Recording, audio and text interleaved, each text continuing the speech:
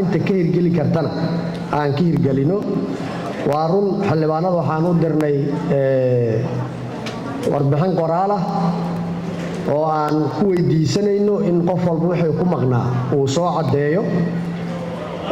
tallaabooyinka xiga ee xeer hoosaadka qoraayana waxaan ku dadaali doonaa inaan fulino waxaana ku dadaali doonaa sidaan daraadna u sheegnay in xildhibaanada waqtigooda ku soo xaadiraan baarlamaankana waqtigiisa ku furmo sida xeer hoosaadka ku qoran Rooma hal maalin laguma wada dhisin wixii naga hadlaysnaa hal maalin nooma wada hagaagayaan laakiin wixii tabarteena ah waa ku dadaali doonaa in waqtigiisa baarlamaanku ku furmo waqtigiisana uu ku xirmo shacabka Soomaaliyeed aanan waqti laga luminin arinta kale ee digniinta aan ka bixinay ee ahayd in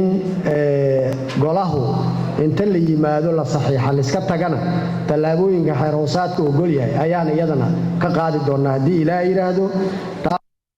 ka gala waana dadaali doonaa waan waayeeleen doonaa wixii ay mudan in la qabtan waa qaban doonaa hadii Ilaahay yiraahdo